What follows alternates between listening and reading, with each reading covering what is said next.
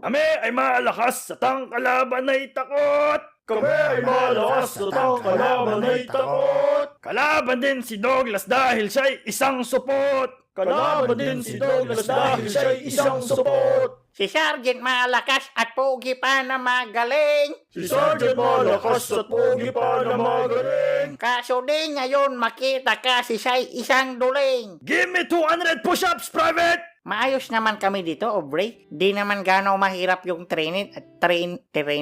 Ano na ulit spelling no? Basta yung pagsasanay namin. Alam mo ba, isa ako sa magagaling na recruit dito. Kung nakikita mo lang sana yung performance ko dito. Up, up, up, up, up, up, up.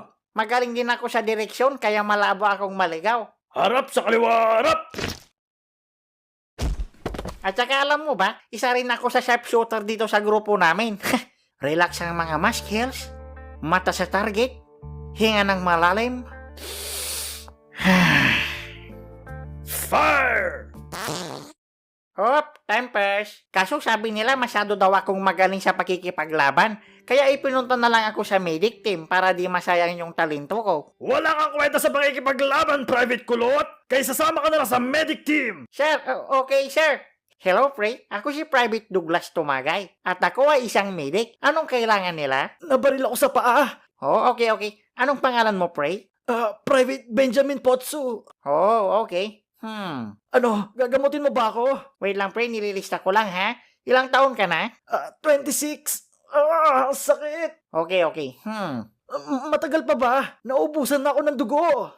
Okay. Bali, ang gagawin mo, magpasting ka from 8 p.m. to 12 p.m. Pero importante pa rin uminom ka ng tubig, okay? Pag di naman gumana sa'yo, mag-berry fasting ka, okay? Gawin mong buong araw. Tapos bago ka naman mag-workout, make sure na kumakain ka ng carbs 1 hour before ka mag-gym. Lagi mo lang i-hit yung daily protein intake mo at dapat 7 to 8 ang tulog mo for muscles recovery, okay? Yun lang. Tama ako, mali kayo. Ako ang yung doktor. Do what you gonna do.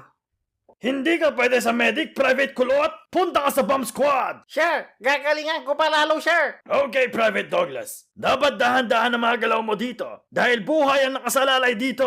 Do you understand? Sir. Yes. Sir. Okay. Nakikita mo ba yung mga wires dyan sa harap mo? Sir. Yes. Sir. Ba't ganyan ka magsalita? Sabi niyo dahan-dahan. Nakasalalay ang buhay ko dito. Ano ka ba? Makinig ka!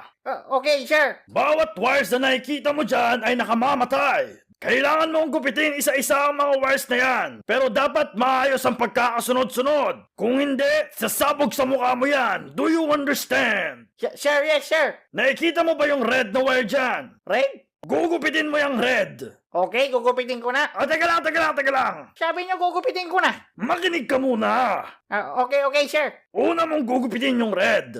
Okay, red. Isusunod mo naman yung green. Okay, susunod yung green. Panghuli naman yung yellow. Okay, yung yellow. Ulitin mo nga. Ano ka ba, sir? Hindi na ako bata. Sanay na ako sa putok, no? Halata nga.